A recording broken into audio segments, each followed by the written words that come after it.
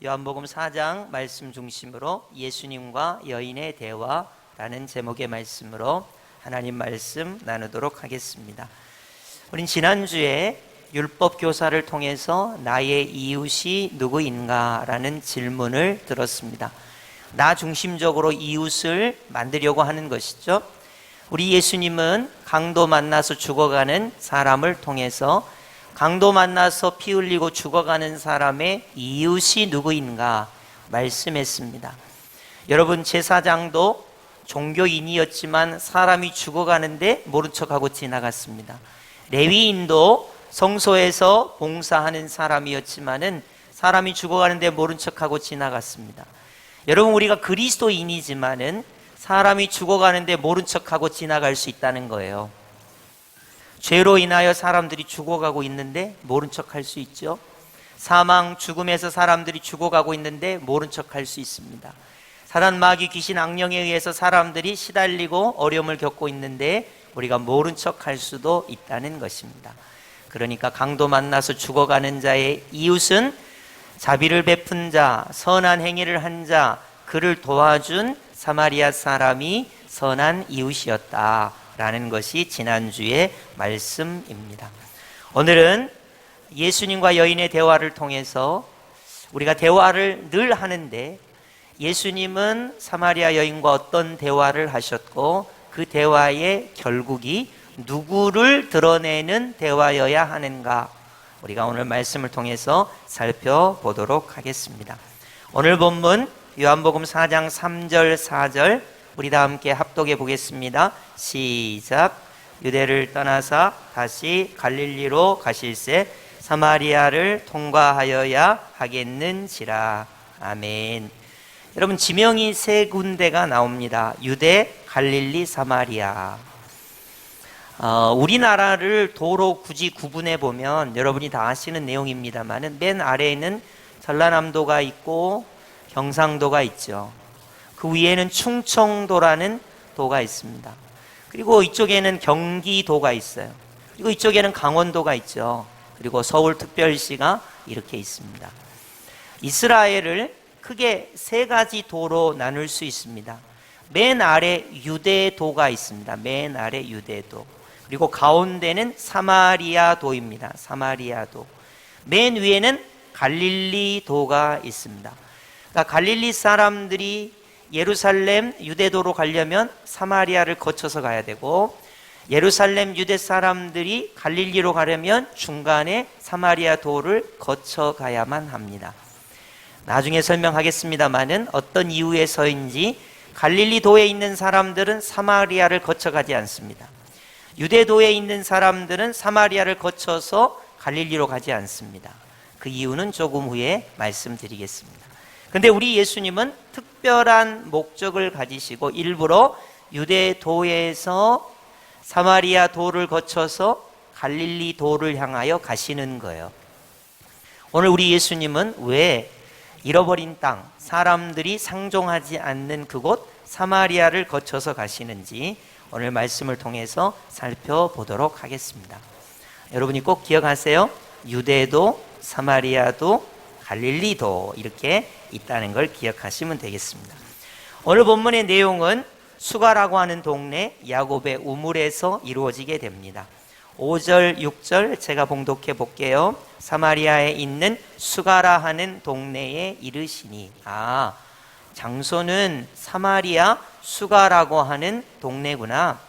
더 장소를 지정해 보자면 6절, 거기 또 야곱의 우물이 있더라. 야곱의 우물이라고 하는 곳에서 예수님과 사마리아 여인이 대화를 나누게 됩니다. 예수님의 상태는 다음과 같았습니다. 예수께서 길을 가시다가 피곤하여 우물 곁에 그대로 앉으시니 때가 6시쯤 되었더라. 아멘. 예수님께서 몹시 피곤하셨습니다. 여러분, 혹시 사막 같은 데 다녀보셨습니까? 우리나라는 기후가 좋고 또 사막 기후는 아니니까 우리가 밖에 나갔다 온다고 해도 피곤하지는 않을 거예요. 그러나 예수님이 다니셨던 유대나 사마리아 지역은 말하자면 광야 같은 곳이기 때문에 되게 피곤합니다. 그리고 지금 6시쯤 되었다 그랬습니다. 이 6시를 우리 한국 시간으로 환산하면 이스라엘과 우리나라의 시차는 6시간입니다. 6시간. 그러니까 6 더하기 6시간 하면 12시가 돼요. 12시. 그러니까 낮 12시, 정오 12시가 되겠습니다. 여러분, 우리는 11시에 다녀도 뜨겁지 않습니다. 12시에 다녀도 뜨겁지 않아요. 왜냐하면 우리나라는 기후가 좋기 때문에 그렇죠. 그러나 중동 지역은 다릅니다. 정오 12시에서 2시 사이는 사람이 움직이면 안 돼요. 너무나 뜨겁고 복사열이, 지열이 많기 때문에 큰일 납니다. 그래서 이때는 쉬는 거예요, 집에서. 근데 예수님께서 이 12시쯤 정오쯤 됐는데 이 수가성의 야곱의 우물에 앉아 계십니다. 이때 만난 분이 사마리아 여인, 수가성의 여인이 되겠습니다. 도대체 예수님과 이 여인은 어떤 대화를 나눌까요? 우리 예수님은 이 여인에게 어떤 질문을 하시고 이 여인은 예수님에게 어떤 질문을 하고 서로 어떤 대화를 나누실까요? 오늘 우리가 주의 깊게 볼 내용이 바로 그겁니다. 여러분, 우린 다 입이 있죠. 물론 여러분이 내성적이거나 말씀을 잘 안 하시는 분들은 하루에도 몇 마디 안 하시는 분이 있을 거예요. 제가 아는 어떤 목사님도 되게 내성적이어갖고 말을 안 하신대요. 그래서 하루에 한마디도 안 하고 지나간 적이 있답니다. 근데 말을 하면 설교 시간에 말이 안 나온대요. 그리고 설교 시간에 말을 하기 위해서 평상시에 말을 잘 안 한답니다. 그러니까 특이한 분들이 있더라고요. 말을 안 하시는 분들이 있어요. 그러나 대부분의 사람들은 대화를 합니다. 말을 해요. 소통을 합니다. 도대체 우리 예수님은 이 수가성의 사마리아의 우물가의 여인과 어떤 대화를 나누시고 이 대화의 끝의 결과가 무엇이고 우리도 이 예수님처럼 대화한다면 어떨까? 이제 이렇게 생각하시면서 오늘 대화하는 것을 살펴보도록 하겠습니다. 맨 먼저 예수님께서 이 사마리아 여인, 수가성의 우물가의 여인에게 이런 말씀을 하세요. 7절이죠. 물을 좀 달라 그랬습니다. 물을 좀 달라. 그러니까 우물가에 계시면서 목이 마르셨는데 물을 이 여인에게 좀 달라고 부탁을 하는 거예요. 우리는 지나가다가 물 좀 주세요 그러면 줄 의향이 있죠?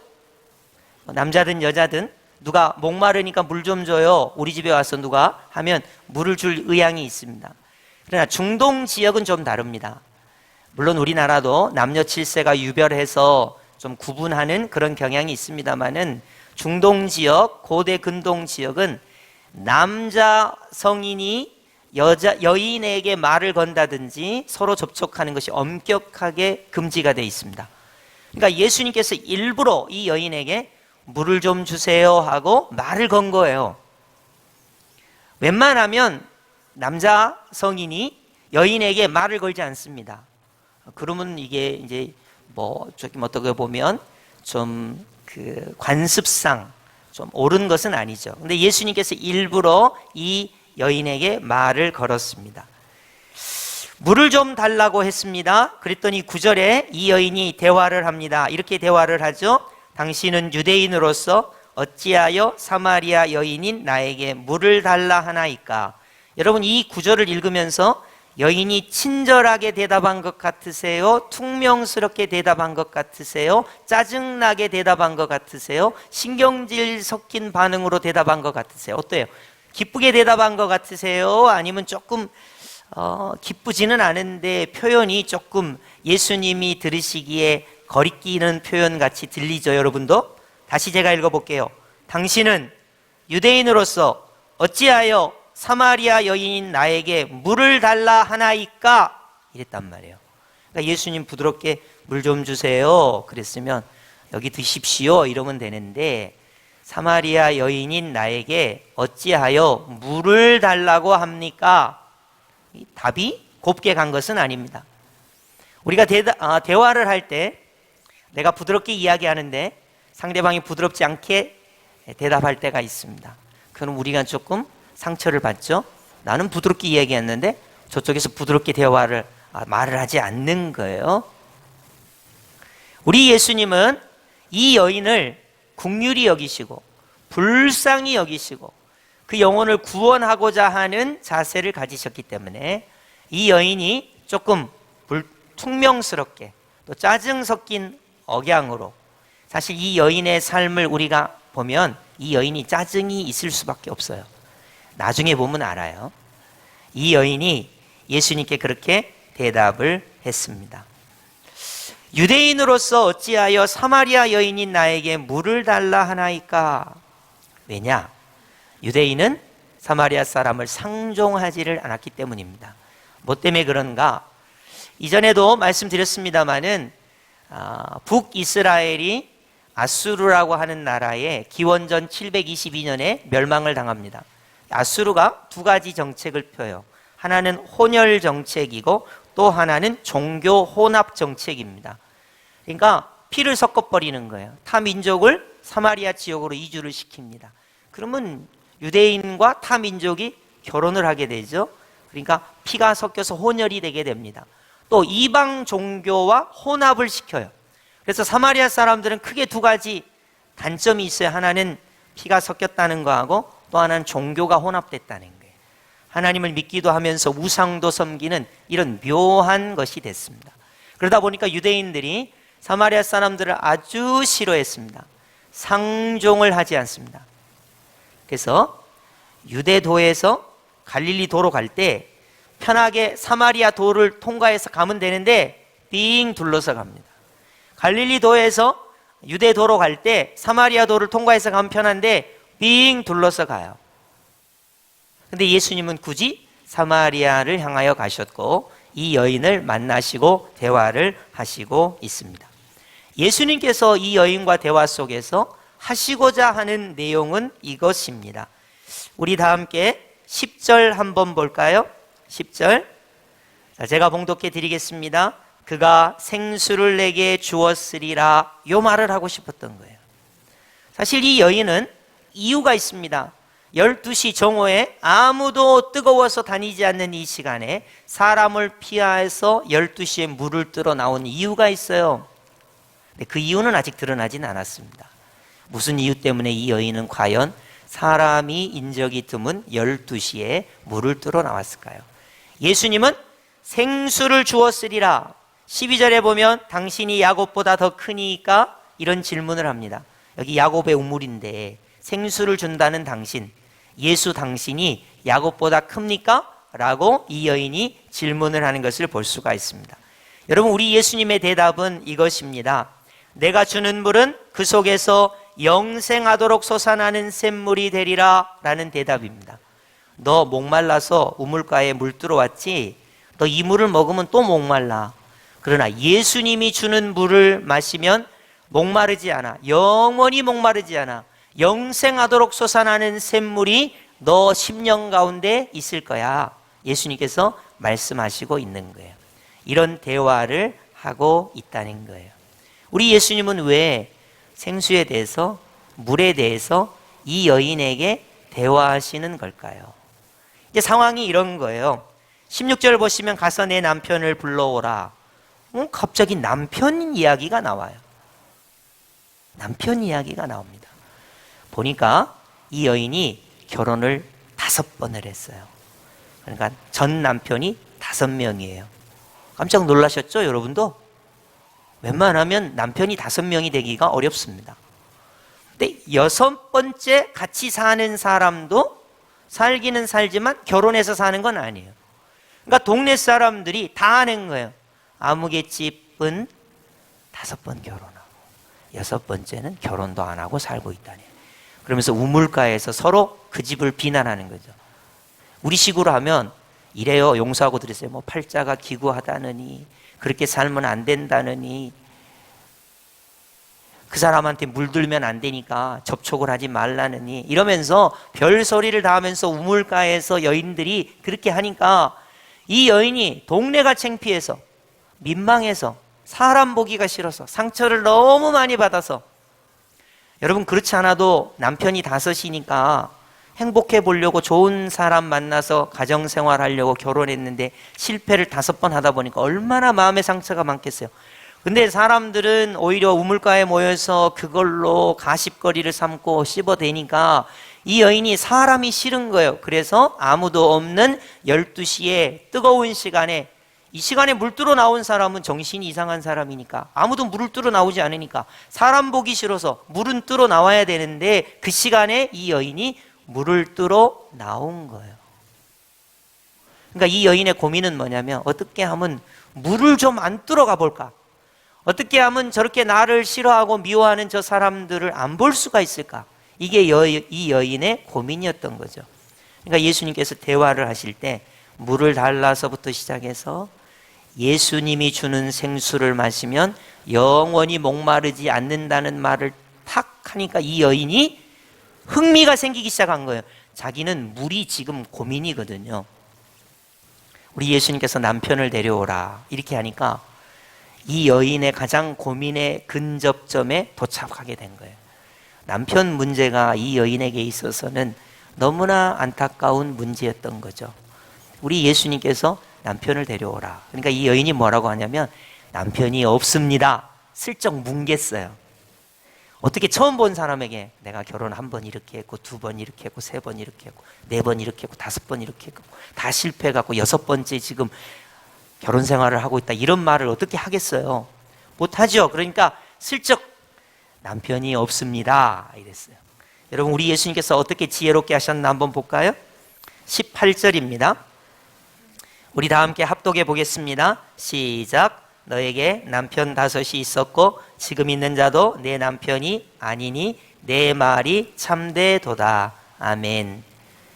사실은 사실인데 너 남편이 없단 말이 사실이구나 하면서 따뜻하게 상처받지 않도록 우리 예수님이 말씀하셨어요. 여러분, 우리가 대화할 때 상대방을 좀 한번 생각해 주세요. 만약에 우리 예수님께서, 야, 나 너 속 다 알거든, 어디서 거짓말을 하고 있어, 이랬다면 관계가 어떻게 될까요? 여러분, 우리는 보통 대화를 할 때 상대를 이기려고 대화하는 경향이 있어요. 여러분, 특히 남편과 아내분들 잘 들으세요. 내가 이번에 이 말싸움을 해가지고 우리 남편을 코를 납작하게 눌러가지고 반드시 이것을 고쳐야 되겠다, 그런 생각으로 말을 하면 예쁜 말이 나갈 수가 없죠. 몇 년 전부터, 몇십 년 전부터, 결혼할 때부터 지금까지 모든 것을 다 기억해가지고 낱낱이 이야기하면서 좋은 대화가 이어지기를 바란다는 것은 상당한 무리가 있습니다. 여러분, 그렇지 않아도 남편이 5명이고 6번째 결혼 생활도 실패할 가능성이 있는 이 여인, 사람이 만나기 싫어서, 사람이 보기 싫어서 12시에 물을 뜨러 나온 이 여인에게 도대체 우리 예수님은 어떤 대화를 통해서 이 여인에게 밝은 빛을 비춰주고 그 여인의 차가운 마음이 따뜻하게 해주고 이 여인이 마음문을 열게 해주고, 그렇게 하시기 위해서 이 대화를 이끌어 가신다는 것을 우리가 기억해야 돼요.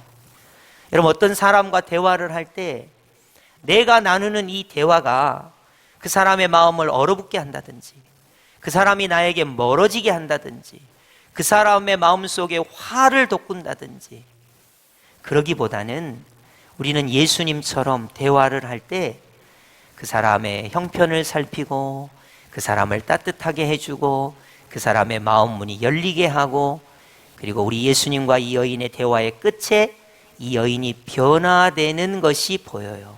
그런 대화를 이끌어갈 수가 있어야 하는 거예요. 언제나 대화를 할 때는 예수님과 사마리아 여인, 우물가의 여인이 대화하는 것을 염두에 두시고 우리 남편과 대화를 하고, 우리 아내와 대화를 하고, 우리 자녀들과 대화를 하고, 우리 친구들과 대화를 하고, 세상 사람들과 대화를 할 수 있기를 바라는 것입니다. 자, 우리 예수님께서 내 말이 참되도다 하셨습니다. 이제 물 이야기가 쭉 이어졌습니다. 물 이야기의 핵심은 예수님이 주는 물을 마시면 영원히 목마르지 않는다는 거예요. 남편 이야기가 나왔습니다. 사실 우리가 성경 전체를 보면 이 세상에 있는 남편이나 아내는 참 가정의 배우자는 아니죠.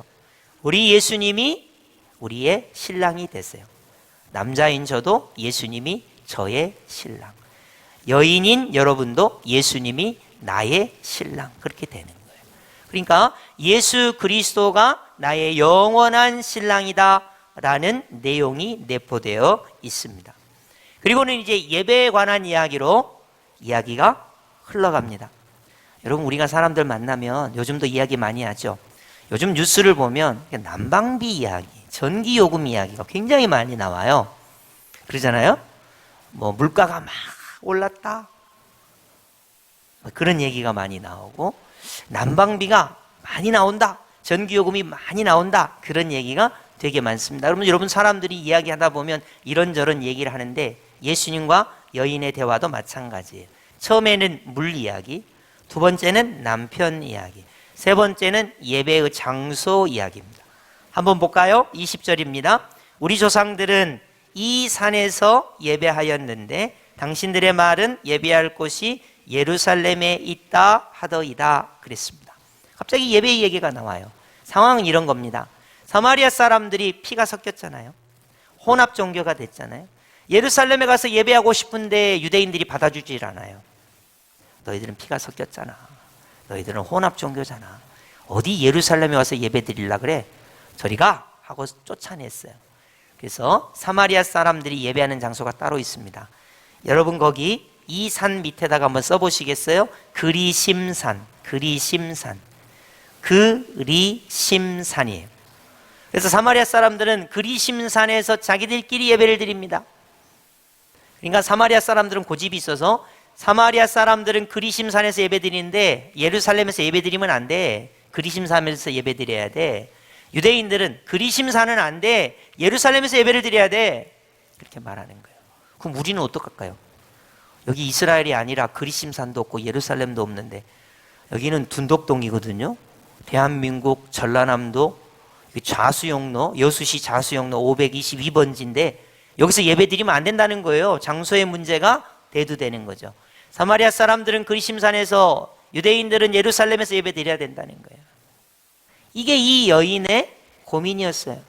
물 문제, 남편 문제, 예배의 장소 문제. 대화가 이렇게 흘러가고 있는 거예요. 우리 예수님 뭐라고 말씀하셨는지 아세요? 하나님은 영이시기 때문에 예배의 장소가 중요한 게 아니라 그리심산도 틀렸고 예루살렘도 틀렸고, 하나님은 영이시기 때문에 예배하는 자가 영과 진리로 성령 안에서 말씀이 충만한 가운데 예배의 장소가 문제가 아니라 어느 곳에서나 예배해도 우리 하나님은 예배를 받으신다. 우리 예수님이 그렇게 말씀하신 거예요. 여러분, 그래서요, 가정에서 예배하셔도 우리 하나님 예배를 받으세요. 여러분이 직장에서 예배하셔도 우리 하나님께서 예배를 받으세요. 여러분이 땅 끝에서 어느 곳에서나 하나님께 예배해도 우리 하나님 예배를 받으세요. 왜냐하면 하나님은 영이시니까요. 예배하는 자가 영과 진리로만 예배하면 되는 거예요. 이런 말씀들을 우리 예수님께서 여인과 하신 것입니다. 자, 여기까지 이야기를 했더니 처음에 생수 이야기, 두 번째 남편 이야기, 세 번째 예배의 장소 이야기 했습니다. 그랬더니 이제 이 여자가 드디어 고민하는 부분이 나왔어요. 자, 25절 보시겠습니다. 합동합니다. 시작. 여자가 이르되 메시아 곧 그리스도라 하는 이가 오실 줄을 내가 아노니 그가 오시면 모든 것을 우리에게 알려주시리이다. 아멘. 당신이 누군지는 모르겠지만 내가 생수가 필요한 사람이에요. 남편 문제 때문에 정말로 힘들고 고통스러운데 이 남편의 문제를 해결해 주셔야 돼요. 예배의 장소의 문제도 메시아가 오셔야 할 것 같습니다. 구원자가 오셔서 나를 구원해 주셔야 할 것 같습니다. 이렇게 이 여인이 메시아에 대해서, 그리스도에 대해서 자기 스스로 이야기를 하는 거예요. 여러분, 모든 사람은 구원받기를 열망하고 있습니다. 여러분 모르시죠? 겉은 다 양복을 입고 깔끔하고 돈도 있고 차도 있고 가정도 있고 웬만하고 하는데 모든 사람이 구원받기를 간절히 소망하고 있어요. 성경은 말하고 있어요. 모든 사람이 죄인이라고. 죄의 노예가 되어 있습니다. 이 죄에서 구원받기를 간절히 소망하고 있어요. 여러분, 모든 사람이 죄의 열매로 다 죽지요. 죄의 싹은 사망이잖아요. 다 죽습니다. 모든 사람이 이 사망, 죽음에서 생명과 부활을 얻기를 간절히 소망하고 있어요. 모든 사람이 사단의 권세에 의하여 시달리고 있습니다. 하나님의 자녀가 되기를 간절히 소망하고 있어요. 하나님의 형상이 파괴되어 버렸기 때문에 하나님의 형상이 회복되기를 간절히 소망하고 있는 거예요. 여러분이 대화하다 보면 대화의 결국에 내가 어떻게 하면 구원을 받을 수 있을까? 이 대화가 반드시 나오게 되어 있습니다. 물 때문에 내가 너무 힘든데 어떻게 하면 영원히 목마르지 않을 수 있을까? 남편 문제 때문에, 건강 문제 때문에, 삶의 실패와 좌절 때문에 내가 정말로 힘든데 어떻게 하면 여기서부터 구원을 받을 수 있을까? 이게 모든 사람이 대화를 하다 보면 반드시 그 지점에 도달하게 되는 거예요. 그러니까 물 이야기를 했습니다. 남편 이야기를 했습니다. 예배의 장소 이야기를 했습니다. 그러다가 결국 이 여인이 메시아를 통해서 구원을 받기를 원한다는 이야기를 하게 되는 거예요. 여러분, 우리가 사람들과 대화를 하죠. 사람들과 대화를 할 때 너무 이기적이거나 너무 무관심하거나 그 사람에 대해서 배려하지 않고 이야기하는 경향이 있습니다. 자, 예를 한번 들어볼게요. 자, 우리가 서시장을 가겠습니다. 이번에 서시장을 가면 장을 뭐를 봐야 되는데 여러분이 생각을 먼저 해요. 작전을 짭니다. 아마 이 사람이 가격을 좀 올려서 부르겠지? 그럼 나는 얼마까지 깎아야 되겠다. 여러분, 작전을 짜요. 그죠? 그래갖고 평상시 아는 사람 딱 보고 가가지고 그 사람이 부르는 것을 어디까지 깎습니다. 여러분, 깎다 보면 좋은 말이 나와요. 어때요? 좋은 말이 안 나오죠. 우리 그런 말 해요. 손해보고 장사하는 사람 어디 있냐고. 한두 번 우리가 장사하냐고. 사람이 그러면 안 된다고. 그러죠? 과연 그렇게 하고 그 사람과 대화가 끝이 났어요. 여러분이 남편과 아내와 대화를 할 때 이전에 나한테 이렇게 했으니까 내가 이번에 대화할 때는 이렇게 전술과 전략을 잘 짜가지고 남편의 코를 납작하게 누르고 아내의 코를 납작하게 누르고 시댁 식구들을 이렇게 골탕을 먹이고 또 친정 식구들 중에 마음에 안 드는 사람은 이렇게 내가 해가지고 이 대화 중에 승리하리라. 그런 자세로 여러분이 대화를 하신다면 과연 마음이 따뜻해질 수 있을까요? 죄의 문제, 죽음의 문제, 마귀의 문제에서 구원을 받도록 여러분이 효과적으로 대화를 할 수 있을까요? 그렇기 때문에 우리 예수님의 대화를 여러분이 잘 보셔야 돼요. 사마리아 사람입니다. 남편이 5명이나 있는 여인입니다. 삶에 지쳐있고 문제가 많습니다. 이 여인을 예수님이 만나셨습니다. 이 여인과 깊은 대화 가운데 드디어 이 여인이 메시아를 통하여 구원받고 싶다는 얘기를 하게 됩니다. 우리 예수님이 여기에 대답하십니다. 26절 보시겠습니다. 우리 다 함께 합독합니다. 시작. 예수께서 이르시되 내가 말하는 내가 그라 하시니라. 아멘. 그리스도가 누구라고요? 예수님 자신이시라고요. 여러분, 우리의 모든 대화가 이어집니다. 대화의 끝에 아무개씨, 나는 구원을 받고 싶은데, 이 삶의 문제에서 좀 벗어나고 싶은데 어떻게 하면 구원을 받을 수 있을까요? 이때 예수님이 하나님의 아들이십니다. 예수님이 메시아 그리스도 구세주이십니다. 이 말 한마디를 통해서 이 여인이 예수님이 메시아 그리스도시구나 라는 결론에 도달하게 되는 거예요. 여러분, 이건 짧은 시간입니다. 우리가 대화할 때 긴 시간이 필요할 수도 있습니다. 여러분, 이게 전도예요. 전도를 꼭 주 예수를 믿으라, 그리하면 너와 내 집이 구원을 받으리라, 예수 천당 불신 지옥, 이렇게 말하는 것도 전도예요. 그러나 관계 속에서 대화를 하는 것도 전도예요. 무슨 말씀인지 이해가 되세요? 물 이야기를 하는 것도 전도예요. 남편 이야기를 하는 것도 전도입니다. 예배의 장소 이야기를 하는 것도 전도입니다. 그리고 결국 이 대화의 끝에 예수님이 하나님의 아들 메시아 그리스도라는 사실을 이야기할 때 이 여인이 어떻게 됐을까요? 29절입니다. 와서 보라, 이는 그리스도가 아니냐. 이 대화의 끝의 결론은 예수님이 하나님의 아들 메시아 그리스도시구나, 이 여인이 스스로 고백하게 됩니다. 우리의 대화의 끝이 돈이거나 우리의 대화의 끝이 성공이거나 우리의 대화의 끝이 승리거나가 아니라 우리가 대화를 할 때 이걸 염두에 둬야 돼요. 이 대화의 끝은 예수 그리스도를 알게 하는 것입니다. 예수 그리스도를 믿게 하는 것입니다. 이런 자세로 대화를 하자 하는 거예요. 여러분, 오늘 말씀은 삶에 실천하기가 대단히 쉽습니다. 여러분이 어떤 사람과 대화할 때 미리 마음의 자세를 갖추세요. 예수님과 여인이 대화하듯이 이 대화를 통해서 내가 그를 상처를 주거나 몰아세우거나 승리하거나 물질을 얻기 위한 대화가 아니고 내 자존심을 세우기 위한 대화가 아니고 그를 따뜻하게 하고 그의 마음 문을 열게 하고 그의 고민을 들어주고 그리고 결국 이 어려움 속에서 예수님을 통하여 구원에 이르게 하는 그런 대화. 오늘 본문의 내용이 바로 그런 대화인 것입니다. 사마리아 성 수가성의 여인은 물 이야기를 통해서 시작이 됩니다. 예수님은 목마르지 않게 하는 생수이시다.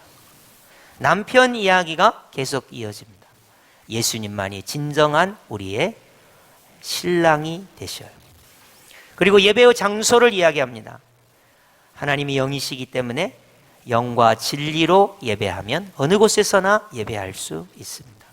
그리고 내가 어떻게 하면 그리스도 메시아를 만나서 구원을 받을 수 있을까?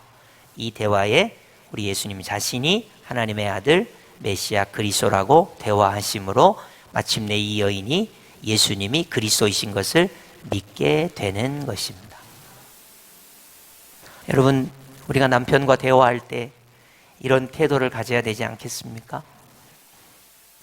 교회는 다니는데 남편은 아직 예수님은 안 믿는데 여러분, 우리가 어떤 태도를 가지고 남편과 대화를 해야 이 남편이 수가성의 여인처럼 예수님을 그리스도라고 스스로 고백하는 시점이 올까요? 여러분, 우리가 아내와 대화할 때 어떤 태도를 가지고 대화해야 하겠습니까? 여러분, 오늘 청소년들이 있는데 청년들이 있는데 친구들과 대화할 때 아무렇게나 대화하고 아무렇게나 정죄하고 아무렇게나 말하고 그래가지고 과연 그 친구가 나를 통해서 예수님이 메시아 그리스도라는 그런 고백을 할 수 있을까요?